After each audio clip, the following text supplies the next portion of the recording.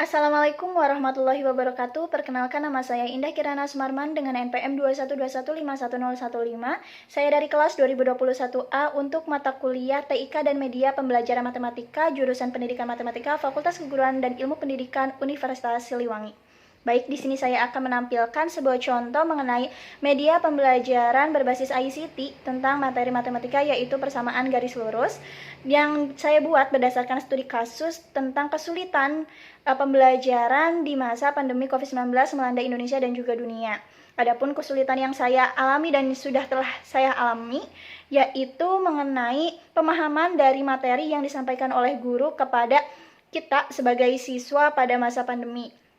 Apalagi pada saat materi matematika yang benar-benar harus dikemas secara matang untuk disampaikan kepada siswa agar siswa lebih mengerti, dan juga contoh-contoh kontekstual lainnya agar siswa lebih memahami konsep dari materi matematika yang disampaikan oleh guru. Namun pada saat pandemi ini semuanya secara mendadak tiba-tiba dilakukan secara online. Begitu pula media pembelajaran yang tadinya harus tatap muka sekarang tidak bisa, jadi guru-guru harus mencari cara untuk menyampaikan pelajarannya melalui online. Namun kebanyakan guru kurang siap dalam pembelajaran online tersebut, yang makanya terjadi murid-murid hanya diberi materi tanpa penjelasan lebih dalam dan juga contoh soal ataupun latihan-latihan soal yang memang langsung diberikan tanpa penjelasan apapun. Nah, itu yang membuat para murid sekaligus saya juga kurang mengerti dari materi matematika. Maka dari itu di sini saya akan memberitahukan sebuah contoh media pembelajaran online yang berbasis teknologi ini yang membantu kita para guru yang bisa disampaikan secara online maupun offline dalam pembelajaran agar murid pun lebih mengerti pada materi yang disampaikan. Selamat menonton. Baik, langsung saja di sini kita ada materi mengenai persamaan garis lurus yang diajarkan pada kelas 8 semester 1. Adapun di sini kompetensi dasarnya mengenai yang pertama ada menganalisis fungsi linear sebagai persamaan garis lurus dan juga menginterpretasikannya grafiknya yang dihubungkan dengan masalah-masalah yang kontekstual. Lalu yang kedua ada menyelesaikan masalah kontekstual yang berkaitan dengan fungsi linear sebagai persamaan garis lurus. Oke, setelah kita mengetahui dari kompetensi dasarnya, kita lanjut bahwa di sini ada pokok-pokok bahasan. Yang pertama ada pengertian, ya, kita akan memahami pengertian dan juga bentuk persamaan garis lurus. Kemudian yang kedua ada gradien, yaitu kita akan memahami pengertian, cara menentukan dan juga sifat-sifat dari gradien. Lalu yang ketiga di sini kita akan mencari cara untuk menentukan persamaan garis lurus, dan yang terakhir ada contoh soal dan juga latihannya. Mungkin kita langsung saja ke yang pertama, yaitu pengertian dari persamaan garis lurus. Di sini persamaan garis lurus adalah suatu persamaan yang jika digambarkan ke dalam bidang koordinat kartesius akan membentuk sebuah garis lurus. Nah, setelah kita memahami pengertian ini, di sini ada 3 bentuk persamaan garis lurus. Yang pertama itu ada Y sama dengan MX ditambah C. Lalu yang kedua ada bentuk AX ditambah BY sama dengan C, dan yang ketiga ada AX ditambah BY ditambah C sama dengan 0. Nah, selanjutnya di sini ada pemahaman mengenai gradien, yaitu kita lihat dulu ya pengertiannya, bahwa gradien atau jika kita tuliskan dengan notasi M adalah tingkat kemiringan garis. Nah, gradien ini jika garisnya itu miring ke kiri, maka gradiennya akan bernilai negatif, dan sebaliknya jika garis miring ke kanan, maka gradiennya itu bernilai positif. Lanjut, kita lihat di sini ada cara-cara untuk menentukan gradien. Yang pertama, kita lihat untuk bentuk yang Y sama dengan MX ditambah C. Jika ada garis yang berbentuk Y sama dengan MX tambah C, maka gradiennya adalah nilai konstanta atau koefisien dari variabel X, ya.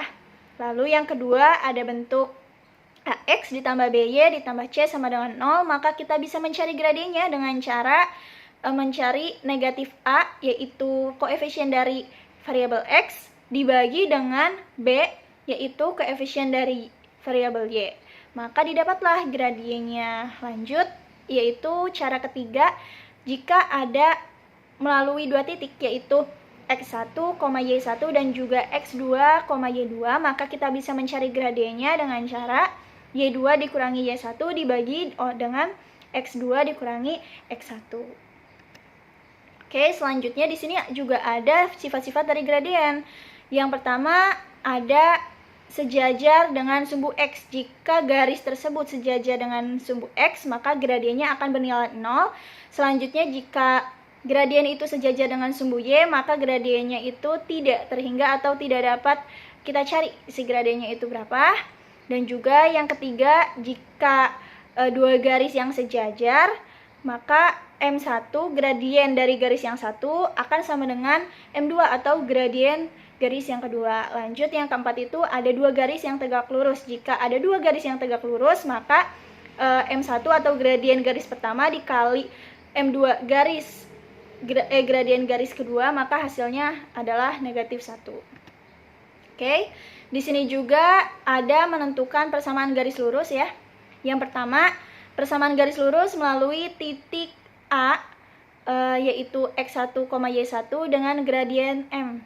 Lanjut, yaitu persamaan garis yang melalui titik potong sumbu-sumbu koordinat, yaitu A dengan titik P, 0 dan juga B dengan titik 0, Q. Maka untuk mencari persamaan garis lurusnya kita bisa cari dengan rumus QX ditambah PY sama dengan PQ.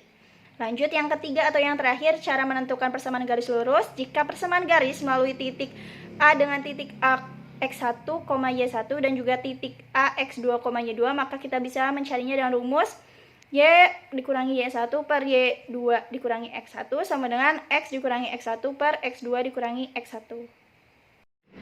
Nah, di sini ada contoh soal di mana kita disuruh memperhatikan bahwa gambar di bawah ini merupakan gambar garis G ya di koordinat atau di titik koordinat kartesius. Di sini kita harus mencari gradien dari garis G ini. Adapun caranya kita bisa lihat ya, di sini udah ada penjelasannya bahwa delta Y itu dibagi dengan delta X, maka jadilah gradien. Kita lihat delta Y ya, kita menghitung kotak yang telah dilalui dari garis G dari sebelah kiri ke titik yang bawah itu. Ternyata di situ ada 4 titik ya. Yang ke vertikal itu ada 4 kotak yang dilalui, maka kita tulis deltanya adalah 4. Kemudian delta X sama yang tadi mah vertikal, sekarang horizontal. Kita lihat ada berapa kotak yang dilalui titik tersebut, yaitu ada 6, maka 4/6, atau bisa kita sederhanakan menjadi 2/3. Maka garis G miring ke kiri juga, maka gradiennya itu bertanda negatif ya, seperti tadi sifat-sifat dari gradien. Maka gradien garis G adalah negatif 2/3. Nah, setelah melihat penjelasan contoh soal, di sini juga ada latihan soal ya. Di sini ada 3 latihan soal yang bisa teman-teman coba untuk menghandalkan teman-teman mengerjakan persoalan mengenai persamaan garis lurus. Mungkin cukup sekian yang dapat saya sampaikan mengenai media pembelajaran ICT dengan materi persamaan garis lurus matematika.